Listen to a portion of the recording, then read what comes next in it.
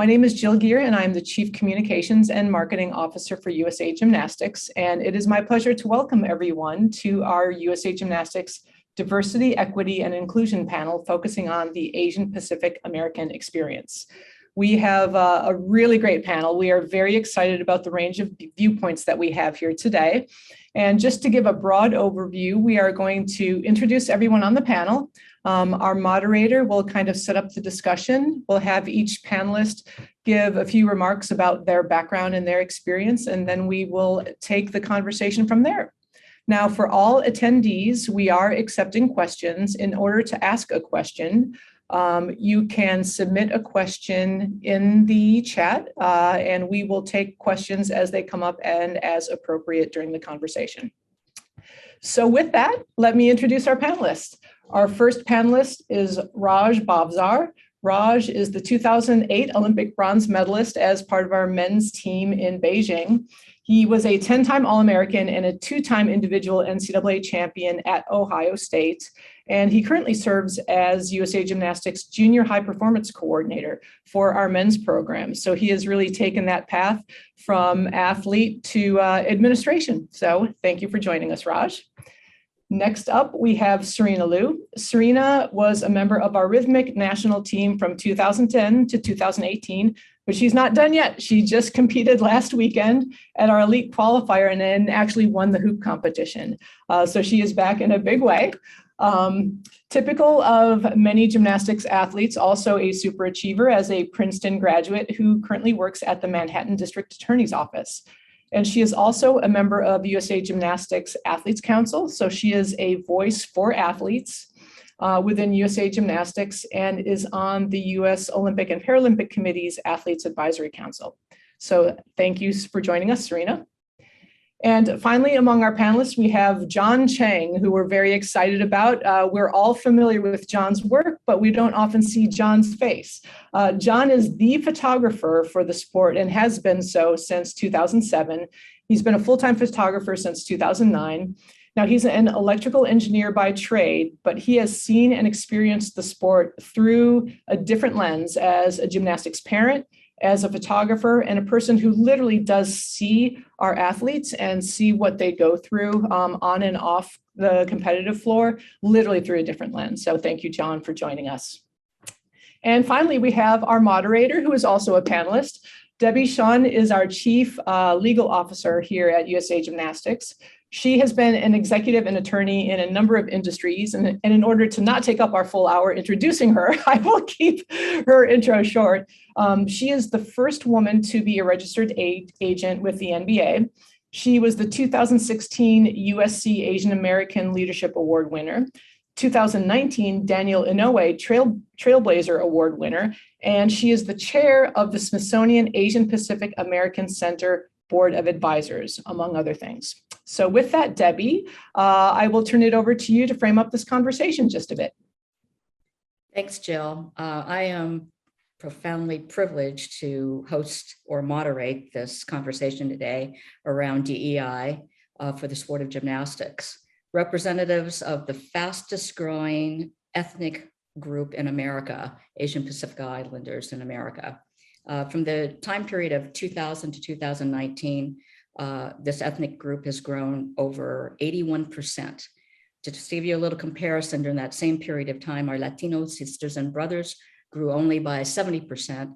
For the Native Hawaiian and Pacific Islanders, a 61% clip, and for Black America, 20%. So we truly are the fastest growing. I think we're at about 25 million now.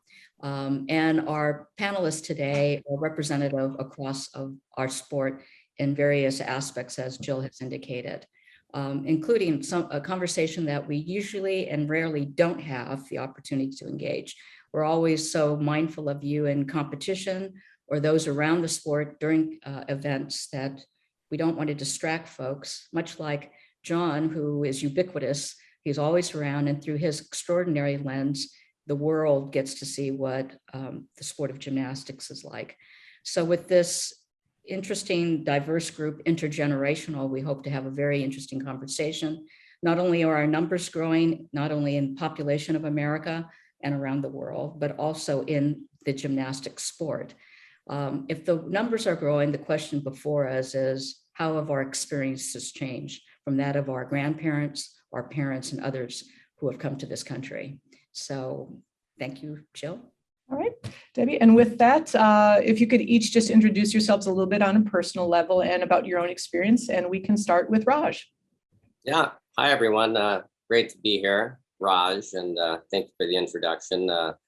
Started gymnastics a long time ago when I was 4 years old and retired somewhere around like 27, 28. So been an athlete for a long time, and I grew up Indian American, and it was those early days in the gym that really shaped me. It wasn't, and probably still isn't, a traditional sport for an Indian American, and it was part of the reason and part of the motivation why I chose to continue the path and see it all the way through, is to kind of serve as a role model to people of my race, ethnicity, origin, to break molds, and that was always a big motivating factor for me to keep going. And yeah, of course, times were sometimes difficult, or there was like a lack of education, and even I had to grow up and learn things, how to be different in a sport like this, and still continue with my pursuit and my goals. And very fortunate to be here. I'm glad USAG is doing this. Yeah, thank you. And Serena, we'll pass the mic to you. Hi, it's really great to be here. I'm Serena. I grew up doing this sport from the age of 5, and then I actually retired when I was about 19, 20, and went to Princeton University. Recently made the decision to come back as of last year. And I mean, it's clear to say I came back, and the sport has been a really big part of my life. And growing up for me, it was, my family is from China, and my sister and I both did the sport. Growing up Chinese American in the community that we did wasn't necessarily the easiest. And I think gymnastics really stuck with me as kind of an identity that I could relate to outside of race. Because growing up, I mean, it was a time where I didn't look like my classmates and things were being said. And so I kind of used that I really focused on my time in the sport and kind of being the best athlete that I could, and really wearing that kind of title around me so I could distance myself a little bit from the fact that I had to address my racial identity. And it's changed a little bit since then, and since I've come back. But growing up, that was definitely kind of what gymnastics was to me, and how I felt my place as a Chinese American growing up. Thank you for sharing that. And John, the microphone to you, sir. Right. So thanks for having me, and I'm humbled to be here, and I'm happy to share my share of the story. So I was never a gymnast, but I was a gym dad. So I was actually born in Taiwan, and I actually migrated to the States when I was 13 years old as a 7th grader. And my parents were in the restaurant business. So I am that, skinny kid that's always sitting at the booth closest to the kitchen, doing homework when we're not busy, right? So I grew up in that kind of environment. And I married my wife that I met in high school. So this year is going to be our 30th year anniversary, and we have 2 daughters. Allison, who was my gymnast, she's currently 28, and then Brooke, she's 25. So we grew up in a very small town called Fort Stockton, Texas, which is like in the middle of nowhere. It's 249 miles east of El Paso and 200 plus miles west of San Antonio. So it's a very very small town, very small population. But that's where we grew up. Great. Thank you, John. And the microphone is back in your hands, Debbie. Take it away. I'll make this short, even though I'm much older than all of you put together. And I look forward to hearing how your experience have been informed or have evolved from what I experienced. I'm a 3rd generation Korean American. My people came here in 1904. You won't find many 3rd generation Asian Americans my age around. I'm a lawyer by training. So I've encountered some of the same things that maybe you all have. I'd love to know how you got to the particular location you were. And I'm so sorry for my generation not making it better for you, although we tried. One last thing is what I think resonated with what you just said, Serena.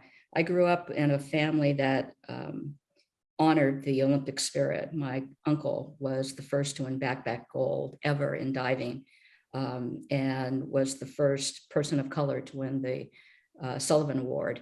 And I always thought sports was the equalizer growing up, that no matter what color you were, no matter what religion, no matter what gender, if you were good at sport, you could achieve greatness. And more importantly, the respect and the what we're going to be talking about today, the belonging within a community, but also within America. And that has not always occurred across many sports, but hopefully we'll hear about that today. I am your lawyer inside USA Gymnastics, one I'm very fiercely proud of. And I came to you all because I wanted to contribute and ensure that this sport lives well and is put on a very firm platform with an extraordinary new leadership group, with an extraordinary board chair and members. And as you watch the sport evolve, hopefully you're seeing some of the changes that you've seen as you've grown up in the sport as well. All right. All right. Now the microphone is fully yours, Debbie, as we can launch into some of our questions and our thought starters for the conversation. This is what I've always wanted to ask all of you. And again, no matter where you are in the sport, and John, that includes you, because as I've said in the beginning, it's through your lens where the world sees our sport. What are your personal experiences as an Asian Pacific American in the United States, in the sport itself, your personal experiences? Serena, you indicated that it was something you felt gave you immunity from the outside world to some degree. What was it like in the sport, Raj? What was it like in the sport when you came to it? And how has that informed you as a person growing as you grow older in the sport and mature within the sport? Yeah, it's a great question. I was 4 years old at the time I walked into the gym. So, looking back, trying to answer the questions from that frame of reference is interesting. But one thing I can tell you is that I did notice that I was different, in the sense that my upbringing, my culture, what life was like at home was very different than the experiences that I was getting in the gym. And, there was always this little feeling of, do I belong? And, whether that was the jacket I was wearing or whether that was being projected onto me was kind of the plight, right? To figure out, who am I? What is my identity in this sport outside of just the gymnastics? And, I can say that, yeah, I had experiences growing up where, perhaps a lack of education or ignorance or whatever you want to call it, people doing the best they could at the time may have rubbed off the wrong way onto a young athlete like myself, who is just loving the sport of gymnastics and not trying to view the sport from a racial standpoint. But, those things, the way I chose to handle it, and obviously as a young kid, I didn't consciously have this decision. I think this was just a feeling that I continuously had, was that, okay, if I had to earn something that somebody else might not, how do I go about that? And is it trying to prove that I belong, or is it focused on the gymnastics? And I think from a very young age, I chose to focus on the gymnastics and not entertain too much the role that my identity was different, in relation to the sport, and allowing it to affect me so much to the point that my athletics would suffer. If anything, I tried to celebrate it the best I could. And those early days, I think every year it got better. Honestly, it got better. And, it leads us to this time now I think we as a community have made a lot of stride. We've made a lot of improvements on being inclusive and making sure that either racial bias or some kind of agenda is not part of the equation, you know, and I can speak from personal experience, you know, going all the way to the 2008 Olympic Games, that it was actually one of the most diverse teams and one of the most successful teams in men's gymnastics, and very fortunate about that. Obviously, making a team like that as a kid with ethnicity or with a different background, sometimes that narrative does play in your mind. But as I got older in the sport, I really did my best to turn it into something athletically, and then show my, you know, my groups of people in my community what can be done. Just because you're different, or just because you're part of a minority population, doesn't mean it has to limit you in some way. And so, yeah, that's kind of my early experiences growing up all the way through. Serena, thank you very much for that. Let me ask you one follow-up question, Raj. Mm. When you started at 4 years old, and I can't believe you knew you wanted to be a gymnast other than rolling around the floor in your family's living room, but were there any role models that you had? Since, you're right, there's not a huge history of the sport with South Asians. Were there role models that you could look up to, regardless of what they look like or where they came from? Yeah, there were several. I mean, I think most notably the ones that come to mind that I would reference early on were guys like Jair Lynch or Cheney, or, my coaches would tell me stories of all these great athletes who, may look like me or be different than what the sport was at the time. And I just used those stories. I think stories are a powerful thing, and those stories really helped guide me. Of course, then I looked at other sports as well. Who were the athletes out there in other sports that were breaking molds? And, I'd see them and be like, okay, if they can do it, I can do it too. I'd make it a point to look kind of broadly at other sports as well. Right. Serena, what was your experience when you first came into the sport? You mentioned how you found refuge, it seemed like, within the sport instead of your community. What was that? Where were you at the time, number one? And two, what did you find in the sport that may have been different from the outside world? Yeah, so I grew up in Minnesota, in a suburb of Minneapolis, and later on moved to New York. So I think similarly to what Raj said, I resonated with what he mentioned about like finding, it came down to the gymnastics in the end, right? And growing up at the age of 5, I was lucky that I had my sister. So it was kind of like a family thing, and I just kind of followed her around and kind of took the cues from her on, I guess, like when you're that young, you love this sport and you're not really thinking so actively about how you might be different. And in rhythmic, it's such a Eastern European based sport historically. And so that immediately when I was young, I noticed that maybe some things where I didn't necessarily belong. There was a clear language barrier at times where a lot of coaches will speak in Russian. And so that was something that you had to kind of pick up along the way quickly. My first coach didn't even speak English when she got here. And so, and a lot of girls grow up in the sport, like speaking the language and understanding. And I think I was lucky in that I was growing up in a time where there was someone prominently in the US, Lisa Wan, who was kind of my first role model. And I just was lucky to have been able to even just spend time with her and see like, wow, this is someone who's doing something. I want to be like her.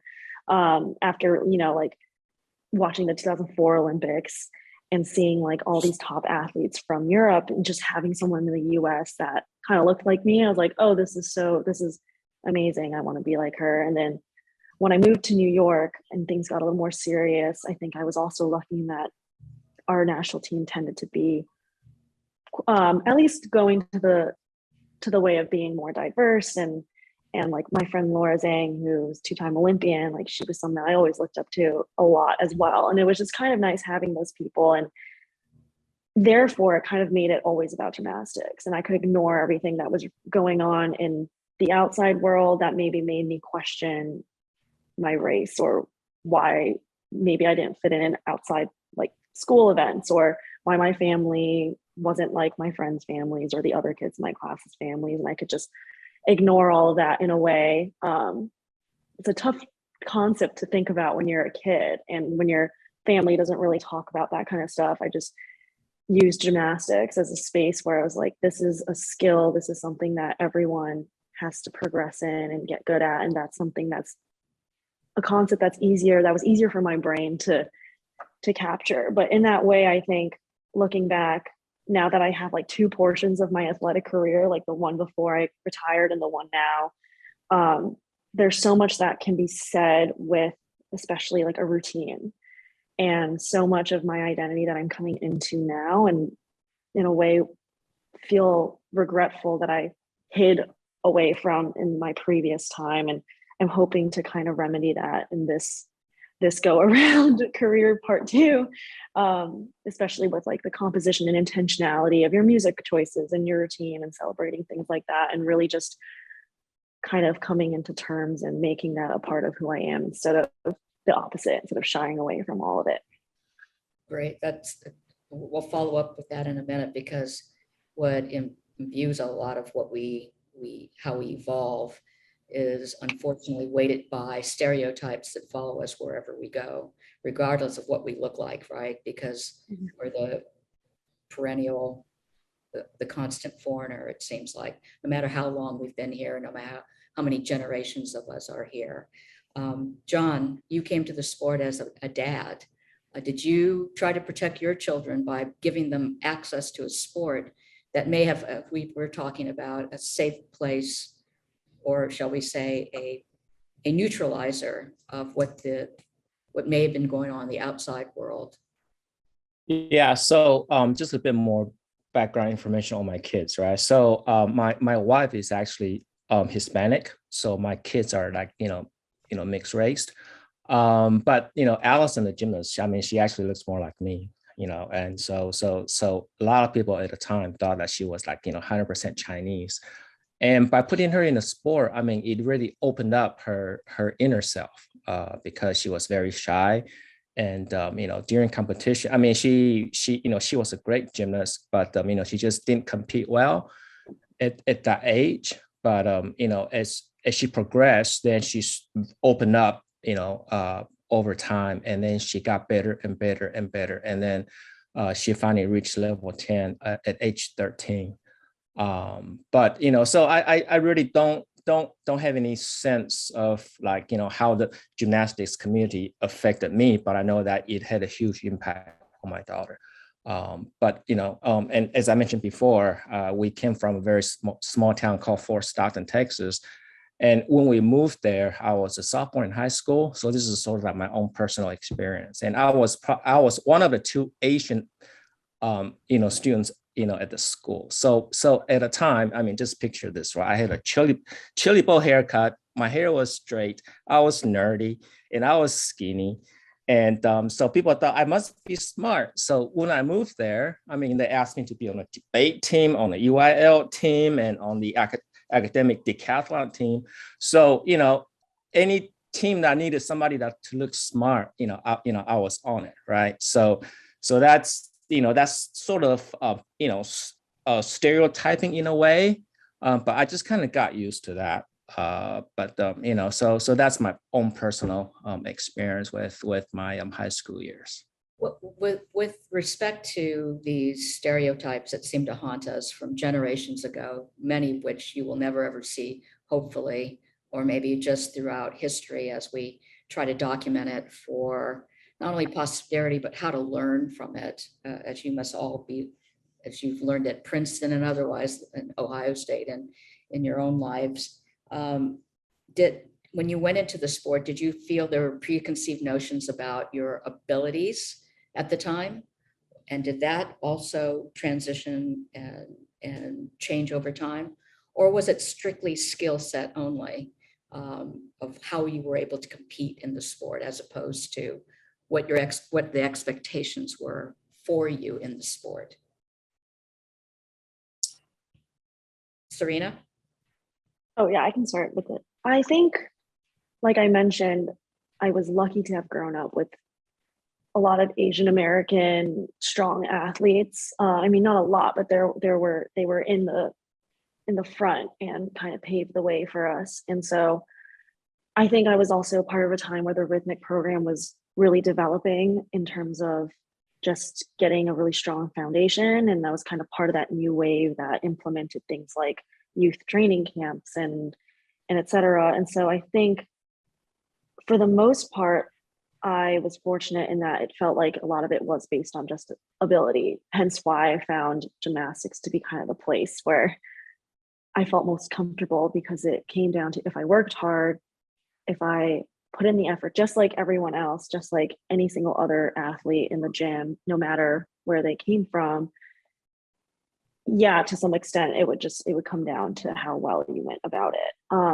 But you did say something that I found interesting, that as you come back to the sport after being away, you've now added a new sort of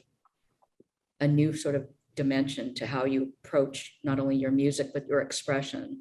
And it's almost Right. like finding some of that genesis within your own cultures, your background culture, that you're now able to explore and actually celebrate more in your sport, as opposed to earlier. Were you more sort of your routines or what you selected more what you heard other people do, as opposed to looking toward, I mean, the way I see it is, something that my generation was probably more loath to do. We tended to denigrate more of the nexus between our grandparents' origins to where we were. We wanted to be rock and roll and American and, to hell with, Ming vases and everything else that we were supposed to have done in the old country. I could speak the language on purpose, obviously. And yet later in life, it's like, it's funny how you sort of gravitate back almost automatically to realizing the beauty that was always there and the strength that was always there. Have you found that in your lifetime as well? Yeah, definitely. I mean, growing up, because every routine is to a piece of music, and the composition is actually part of, like, the artistry is a part of your score and everything. But I think I went from one end of the spectrum where I didn't think about that at all, or I didn't let myself think about that at all, because seeing influences from Eastern art and culture were either done so in a way that felt like a mockery, both for myself and as a viewer when I did see those kinds of instances. Therefore, I didn't want to stand out in that way at all. I kind of just went with what can be a safe choice that will be digestible, but also can show something about myself. But I was also lucky in that I was given a lot of freedom within that framework to explore my artistry in that way as an athlete. But I mean, I've spent 5 years away from the sport, and certain things have come up to light in the past couple of years that I think it's become ignorant for myself to not address what is happening. And with age and perspective, you just realize that how I viewed the sport before as kind of this isolated world. Like, to me, I always joked it was like a bubble. Like, you go in and nothing else can penetrate it. But that's so not true. The sporting world is so tied with everything that happens in the greater scheme of life. And I just didn't want to go back. I couldn't go back knowing that it would be the same. And so something as small for me was like a step that I took this year, was choosing something that maybe I could explore my identity as a Chinese American, picking some music and showcasing steps from traditional Chinese dance or that aspect of it into a routine, so that, I mean, it is a performed routine. Every competition you are showing this to a group of people that they can see something that is true to me and maybe a little bit more authentic to my culture in general. And in doing so, it's a celebration of all of that. Yes, you're competing with the routine, but every time I do it, it's become one of my most special routines I think that I've ever had. And that's just like an experience that I've recently had this past year, and completely different to what I did prior to coming back. Well, even you speaking of it shows such joy in your face that you're able to contribute that much more to the what we call the American experiment, right? That this is truly, we're part of the fabric of America, and we truly do belong. Raj, when you compete, do you realize that when you were competing and now as you help develop athletes as they come up, to help them feel that strength and the sense of lineage that informs how they are as a human being as they go forward? Did you feel that coming up? And also, do you see that in the sport today? That's a great question. It was learned, early on. It was characteristic that I had to go through sport, go through the successes and the failures to actually find that which you're speaking about. And finally, when I got to a place where athletically things were clicking really well, I did finally feel like, okay, I'm earning my spot as an athlete in this country representing Team USA. This, even though I've come from an Indian American background, it did start to all blend well together. And one of the greatest things I get to do right now is impart my wisdom and experience onto these younger athletes, which is a huge reason as to why I've chosen to take on a role like this. There's just the feeling of victory as an athlete. It seemed to really melt away all the troubles that I went through, whether it was gymnastics related or something out of my control, like, an agenda or a racial bias. Just to get to that feeling of victory, there was such a sense of inner accomplishment that, that's really what I try to pass on to athletes now is, spend less time worrying about the things you can't control. And if there is something that's really affecting you, like, how do we make it athletic? How do we get you to that place of victory so you can feel good about yourself? That's ultimately what this is about. And when you do that, I've just always felt that that particular athlete will exude an energy that's actually contagious for other athletes that may look like him. And now all of a sudden that person is a role model and represents a story that gets passed on to the younger generation, that younger generation can take fuel from and carry on with their athletic career and perhaps even break bigger molds. And that's really what this is about. In that sense, it really became at a later age. I would say at an early age, it wasn't very celebratory for me. It was, how do I figure myself out as an Indian American athlete in a sport that's not traditional to Indian Americans? And for the longest time, that narrative may have played on my mind in a negative way. But as I got older as an athlete, it really became a celebration. It really became like, okay, here I get to show people of my heritage and my community what can be done.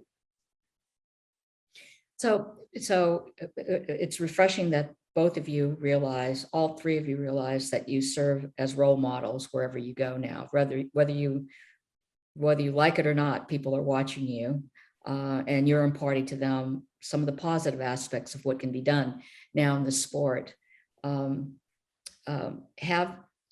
We're talking about diversity, equity, and inclusion within our sport.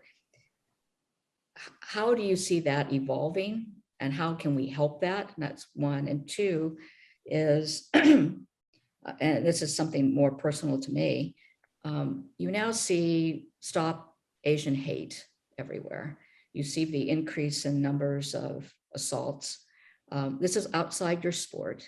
This is in daily life, but it's plastered on every newscast, news network, every media outlet. I'd like you to speak to both of those. How do we ensure diversity, equity, and inclusion continues in our sport in very positive ways, in very measurable ways? And secondly, how does that outside world dialogue movement, and I do believe it is a movement, it is not a moment in time.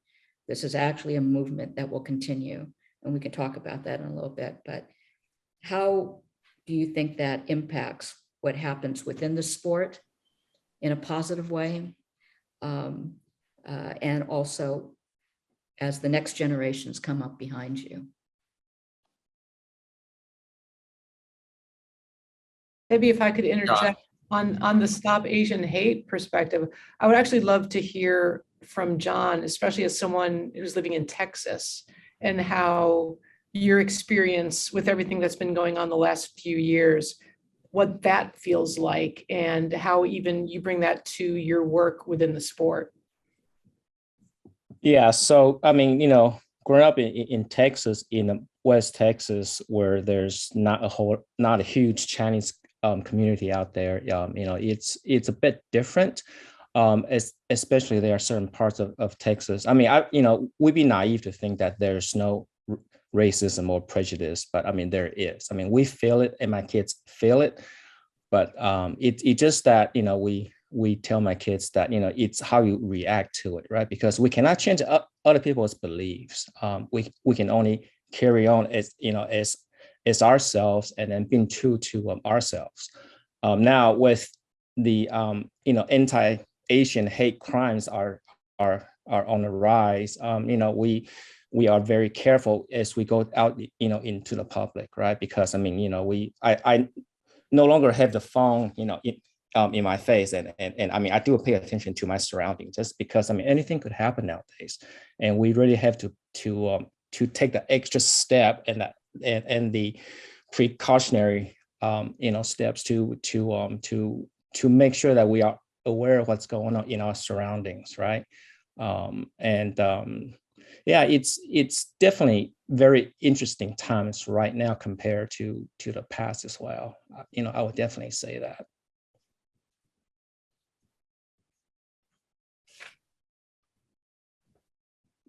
Not anything of any great import to either one of you, Raj, Serena, or is this something that is white noise that has permeated society for a while, whether you're Asian or Black or Latino?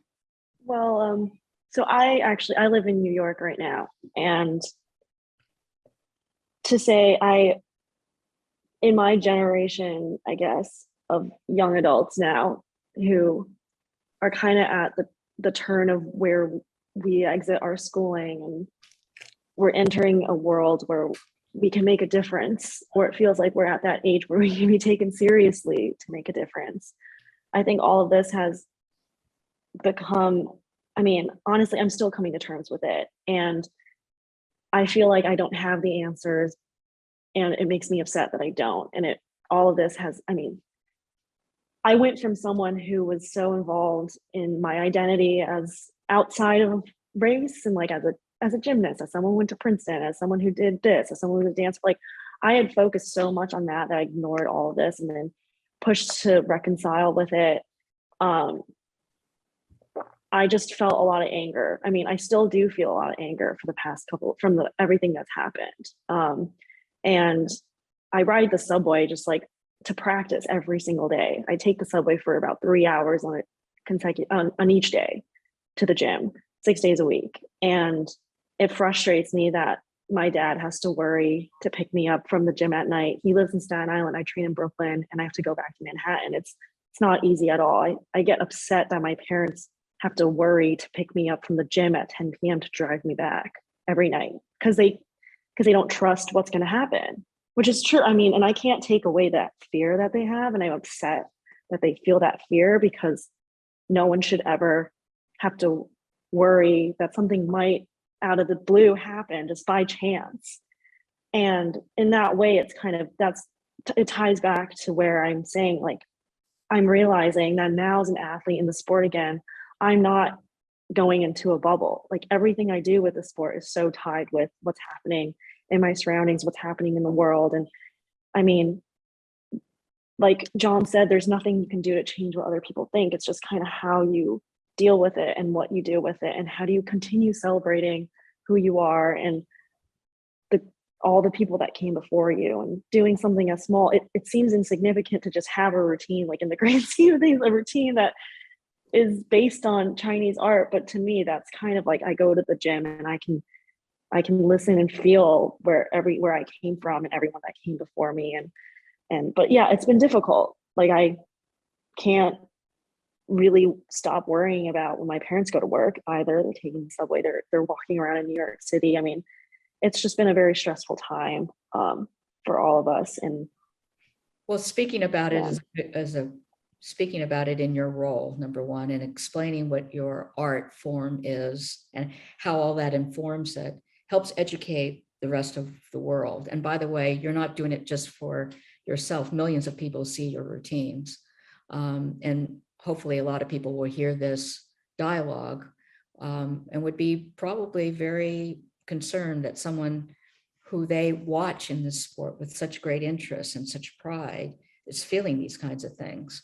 And maybe they'll get educated on it. Not everyone has the ability to go to Princeton and become informed and educated and see the wide world as it should be. My generation, I was the first probably Asian female trial lawyer to walk into a courtroom and had to answer to a judge who would say, "Do you need a translator?" I mean, these are the kinds of things that people before you have seen and had to fight back. We weren't graceful like you are, and beautiful and lithe and who can project this kind of beauty. I mean, I'm a street fighter for a reason, because I wouldn't take it. So hopefully that will inform the next generation that many of the things that we had to put aside, a lot of the art and the beauty that we're now able to embrace in this late stage of life, wasn't there for us because we didn't have that opportunity. And now I get to see beautiful. I mean, you're a lawyer. I mean, the fact that this all can happen in a few generations is just so empowering for me. And to see a Jeremy Lin come out of nowhere and the sport that I love. I wish I could have played, but I'm 5'0" and the NBA would not take me, so I had to become an agent. These are the things I had to divert to, right? So, Vaj, do you feel, or have you watched this movement unfold? Watch what's going on the streets? I have, and it's unfortunate. There's a lot of things that don't make sense to me, even though I try to make sense out of it. I can't say that I have all the answers, but what I can offer onto the table, I think hate in itself of any kind is such a putrid energy, whether you're Asian American, African American, where you're from, of any kind. Just as I've gotten older and the way I view the world, I actually find that it doesn't really matter where you're from. Our plight on this earth as human beings, we all are actually going through a lot of the same struggles. And that if we were to actually open up and find the commonalities, perhaps some of these things would disappear. Whenever there's hate or agenda or control based on these things, I just feel like we're turning our back on so many gifts that could come to the surface. I'm going to put you guys on the spot here. We only have a few more minutes left, and I do Jill to ask questions, but I do want to ask this one. If you were to be given a wish on how we can move our sport even further, diversity, more inclusion, more equity, what would that one bit of advice that you would give to the sport, to our constituents, to all of our members? Maybe we start. Jill, do you want to figure out who goes first? Or I would just open it to whomever in the group would feel moved to answer, and then we'll move to some of the questions from the gallery. But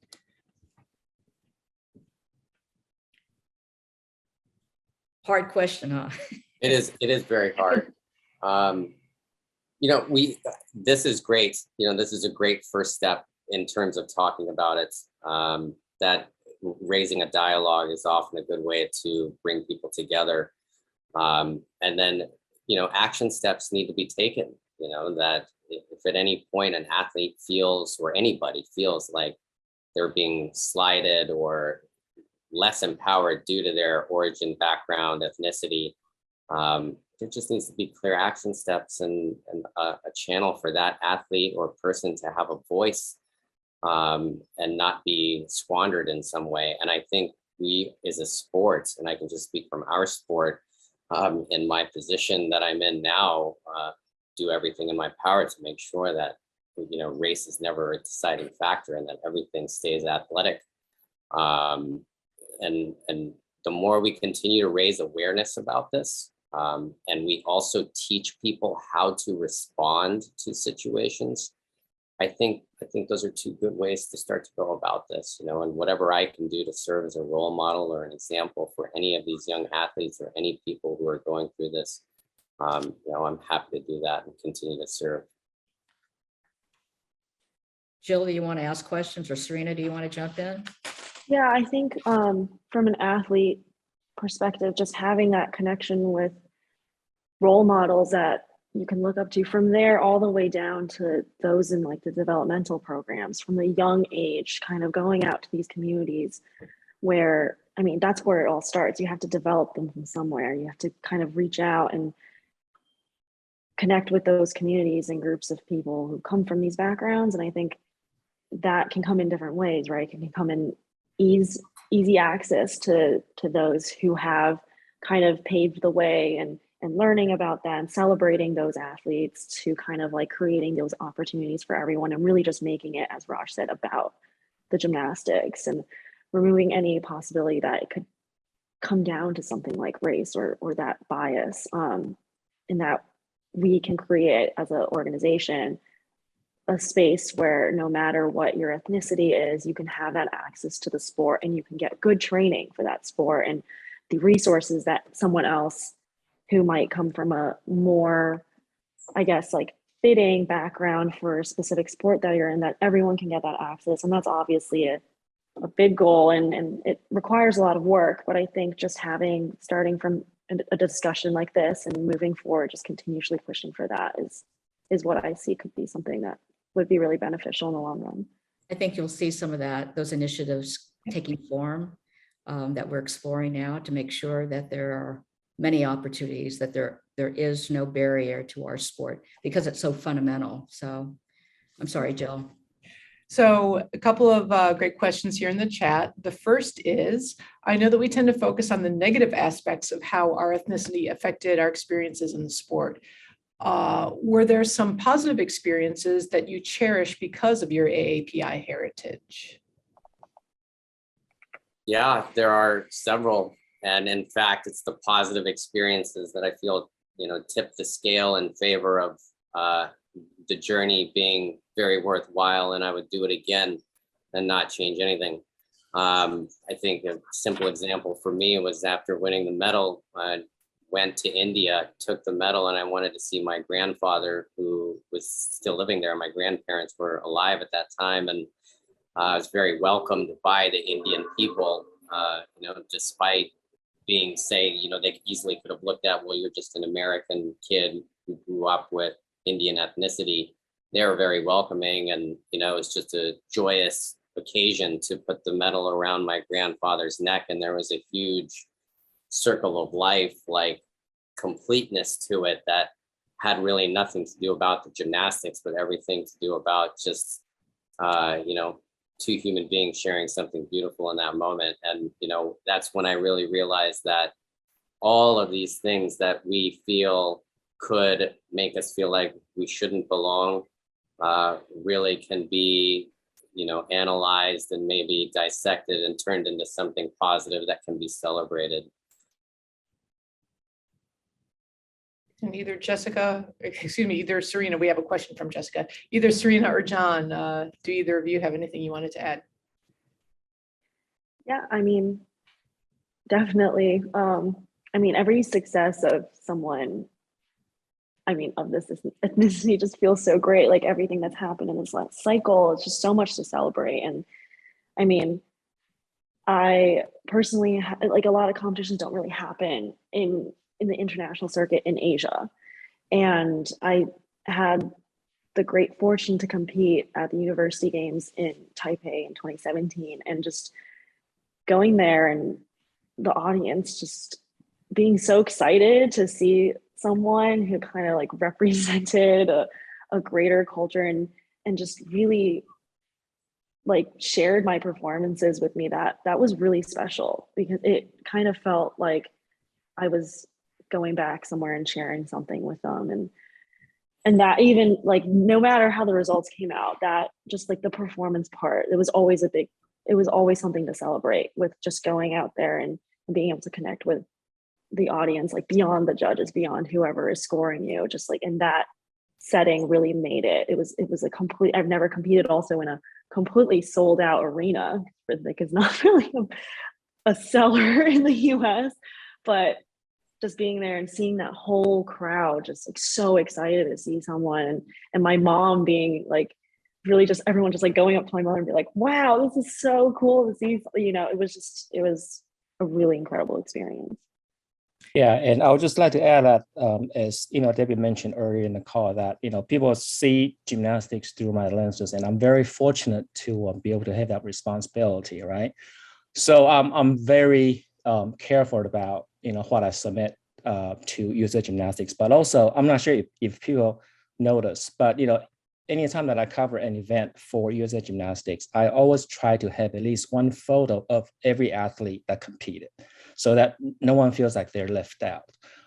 So whether that be nationals or rhythmic events and what have you, I've always tried to show the athlete in their best form, and I will always have at least one photo of them to be posted on social media, so that they're celebrated that way, right?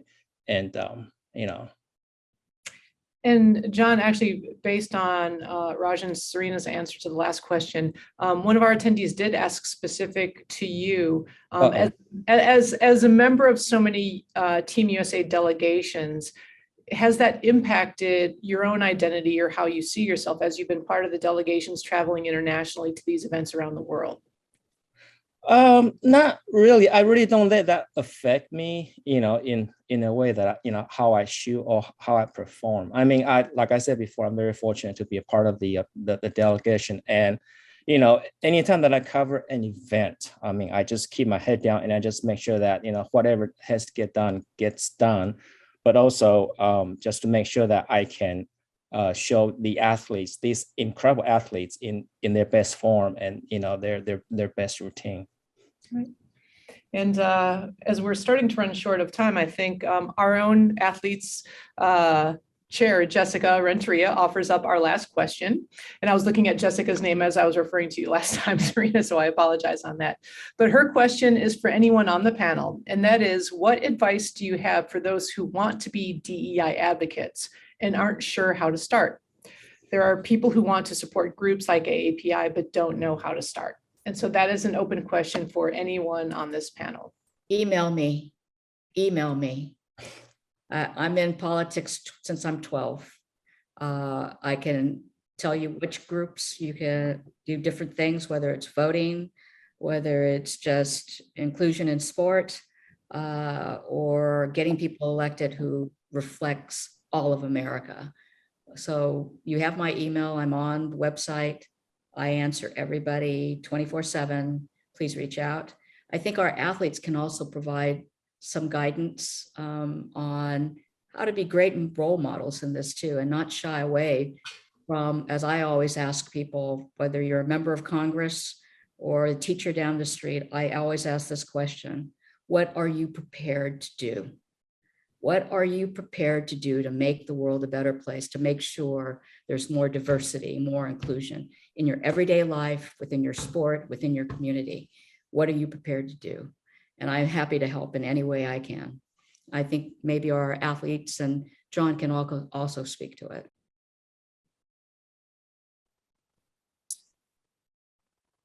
Any advice for people who want to be DEI advocates but really don't know where to start?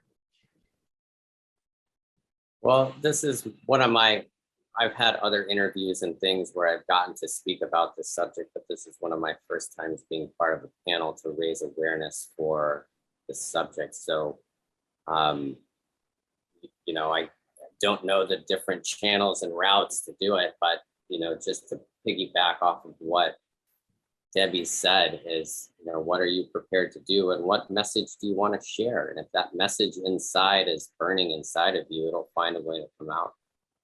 I would say gather people together. I mean, nowadays, things like this, Zooms and these technology has made it so easy to bring people across the world together to discuss matters like this. And when you do so, you might actually find that there are tons of people who are seeking exactly what you're wanting to share with the rest of the world. And so I just say, get started. I think the only thing I would add to that, I mean, I agree with everything that's been said. And even something, if all of that is a little bit scary, because sometimes it is a little bit scary to take that first step out. Because it's scary to voice your thoughts for a lot of people, and just being an active listener as step one, and being there to kind of receive all these things, and then kind of listening to the people around you and those who had experiences like this, like panels like this are incredible, because I mean, it creates a space for listening and for receiving the experiences of all these different kinds of people who live here and live in this world. I think that's honestly a very small but meaningful step that anyone can take at any point in time. And I mean, to echo what Raj said, just to get started, you know. Yeah, and I totally agree too. And I think just by having more of this kind of discussions on a more frequent basis, it would definitely help as well.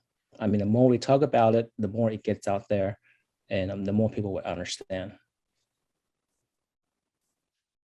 Well, USA Gymnastics, we started having these panels back in 2020, and I think having more of them moving forward is definitely a great way to not just reach out to the community, but really learn from everyone who's already within the community on our own experiences. So with that, Madam Moderator, do you have any other topics or questions?